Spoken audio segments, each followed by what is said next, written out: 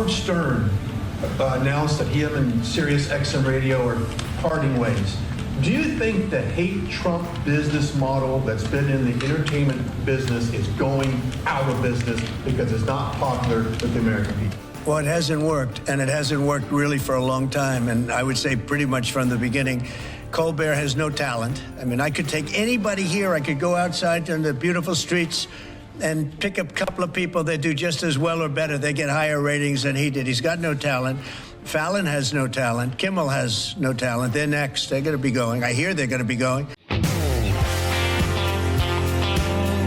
SiriusXM. Just the other day, we talked about Howard Stern. Howard Stern, he was talking about how he doesn't want to hear anybody MAGA. No Trump supporters need to listen to his show. Go woke, go broke. And you know what? I'll do a little monologue later on this. I'm going to do a little rant about this thing because this makes me happy. So he's going to get canceled. He was losing $10 million a year.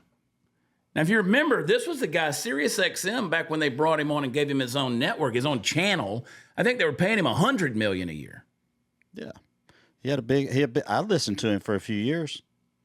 That was back in the day. 30 years ago, I think. I don't know. It's been a long time. I didn't actively listen to him, but my good buddy Lou Kramer was always listening to him. And when we'd go to lunch together, you'd have to sit in his car, and he'd always have it on. I mean, he was like a fan. But, he hates Trump voters, thinks we're stupid, he deny unvaccinated people hospital care. At what point in time are they going to learn that this does not work out well for you in the end? It just doesn't. Just let the heads keep rolling. Just let the heads keep rolling. I mean, these people live in a bubble. Go back to Biden, go back to Hillary, go back to Kamala Harris. Politically, these people live in a bubble. They think they're untouchable. And by and large, the people in D.C. are untouchable. Like Adam Schiff, he's not going to see any consequences for his mortgage fraud or whatever he did. But these guys, these celebrities are the same way. They think they live in this bubble. And they think they can just say what they want to say, alienate anybody they want to, and there's not going to be any consequences for that. These people forget where the money comes from. They forget that he's made all the money he needs. The dude's arguably probably worth $600 million, probably. Just guess off the top of my head. Who knows? He may be a billionaire. Howard Stern, I mean, he looks like somebody dug him up. Makes me want to. But I mean, here he is. I mean, let's look at this right here. I mean, here he is in blackface. Remember when he was doing this deal? I mean, you're going to tell me that you're morally superior to me as a Trump supporter, and you're back here doing this? I don't even know if we can. I played this clip on the show before, but I don't know if we can play the audio of it anymore. That's yeah. I mean, how do guys like he and Jimmy Kimmel? If I went blackface tomorrow, and that clip got out there, do you know the crap that would come my way? Jimmy Kimmel's still hosting the freaking Late Show. Like he's some kind of, special anointed one. Here's what he had to say about the Trump supporters. Play the clip. Yeah, and I firmly believed that Donald did not want to run for president. I don't think it was serious. I don't think he wanted to be the president. I knew him. He had a great life at Mar-a-Lago. He was running around town. He played golf. He had a good time. And I remember, and I say this, the first time he said, I might run for president, he put out his first book. And I know some of the people involved in this, and they said, pretend like you're running for president, and you'll sell a lot of books. And he did it, and it worked. Second book he put out, it was again, like 4 years later, he said, I might run for president. And again, he said, I'm selling books, and it helps sell books. Yeah. So what happened this time? He's on The Apprentice, the ratings were going down, and NBC was balking at giving him a raise. So what did he say? I'll run for president, I'll get a lot of press. And I really believe that this was a gimmick to get NBC to raise up his salary and to keep The Apprentice on. Well, and I would bet the farm on that. All right. Howard Stern's going to be running for president. No, he's already, he announced that a long time ago. Oh. He said that years ago. He did it because these guys tell on themselves.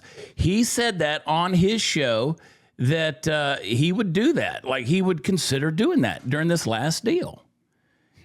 In 2022, he publicly said he would consider a 2024 run only if Donald Trump was the Republican nominee, remarking that he'd run if Trump runs, I'll beat his ass. That's what he said in 2022. So, again, when you talk about this kind of stuff, and you know what? Everybody in the media was talking about it. Because, again, these guys tell on themselves. He said that in June of 2022, Howard Stern publicly said, so what is it? Is it a publicity stunt? It can be. Stern certainly used it as one. He certainly used it as one. But, I mean, you got Donald Trump. How many billions of dollars has Donald Trump lost by being president of the United States? Now, he's coming out fine. 91 indictments, really? That was your claim to fame? Really? You're going to go through all that level of persecution? Get shot? And I'll break it down for you guys there in the audience here. I'll break it down like a cardboard box on moving day. When you say get woke, go broke, that's not just a slogan. That's a warning label, folks. It's a warning. That is a flashing neon sign. Give me the thing right here, because Steve's doing his research. Well, yeah, stuff going on in the news right now I was checking out. Well, you hang on to that, because I'm going to talk for a second. You go ahead. When you say that you're going to go woke, or you start to do that, that is a flashing neon sign on the road to cultural bankruptcy. Because every time a company trades common sense for virtue signaling, and you trade excellence for your identity quotas, your ESG scores, and you trade hard-earned customer loyalty for some Twitter brownie points, you're going to step a little closer to the cliff. You ask any one of them that have done that, and I don't know why they don't learn. You were diving headfirst into irrelevance. So when you lecture me on gender theory while I'm trying to buy a hamburger, or you want to sell me a superhero movie that's just a diversity seminar wrapped in spandex, you want to paint your beer cans with activist slogans and then act surprised when your blue-collar base says, no, screw you, we're done. That's business suicide in a drag queen outfit. The truth is, the market doesn't care about your feelings. Listen, we talked about Zoran Mamdani a little while ago about how communism ain't going to work without money. Capitalism doesn't give out participation trophies. So if you pander to the 2% on TikTok, but you forget about the 98% who actually buy your freaking product, when the bottom line crashes and the boardroom's full of DEI consultants but empty bank accounts, don't act shocked, Howard Stern. You're the one that lit the match. You burned your brand to the ground. And you know what? It's amazing to me that these bigger brands don't give more of their advertising dollars and the opportunity to hardworking blue-collar people that could be real spokespeople for them. I'm not saying the Chad Prather show, but listen, Disney used to be the home of magic. Now it's the headquarters of Marxist messaging. Netflix went from streaming entertainment to streaming indoctrination. Bud Light became the poster child of corporate self-destruction, and every single one of them got the same memo. You go woke, you go broke. The American people are simply done being preached to by CEOs who think they're prophets. And we don't need the coffee with a lecture. I don't need a barista with an attitude. I don't want a sermon with my sneakers. I don't care how many colors are on your flag. If your product sucks and your priorities are upside down, you're going out of business. And that's not a boycott. It's just a reckoning. It's the market saying, we see through you and your crap. We remember what you were, and we're not paying for your funeral when you choose cultural politics over customer service. So go ahead. Hire that activist to be your PR, whatever, your marketing person. Launch the ad campaign. Cancel your legacy. Don't be surprised when your profits drop faster than, the CEO upstairs who's harassing the secretary. When his pants come down. And his career's gone. And he gets caught at a Coldplay concert. Because listen, in the real world, when you trade value for virtue and truth for trendiness, there's only one outcome. You lose. I mean, you remember when it just started out with a little rainbow logo in June? A few hashtags on social media. It was just a little sprinkling. And the next thing you know, the companies weren't even selling products anymore. They're selling ideologies. And it wasn't even an earned ideology. It wasn't a tested value, just this trend nonsense of the day straight from the college gender studies department and an activist echo chamber online.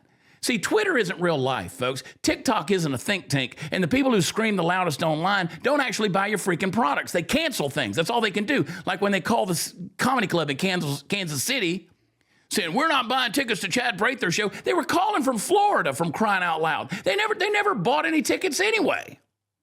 They cancel things. They never build anything. I mean, seriously, I mentioned Bud Light.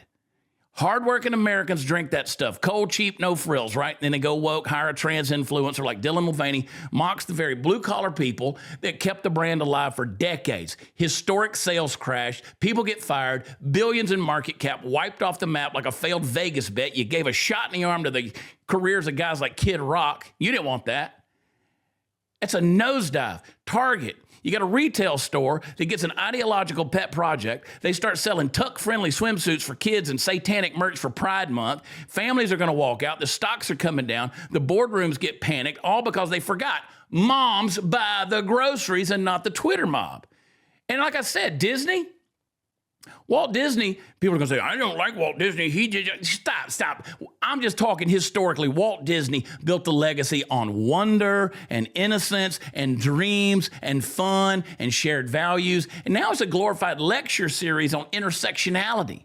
They inserted politics into fairy tales and turned beloved classic movies and stories into gender studies homeworks. And in the box office, gone, trust gone, magic evaporated. They put out a Pixar movie. I don't even know who does Pixar. And maybe that's Disney. I don't even freaking know anymore because nobody cares. Pixar movies come out. I don't even know anymore. We used to look forward to them because wokeness isn't courage. It's cowardice wearing makeup. And let me get this straight, Howard Stern.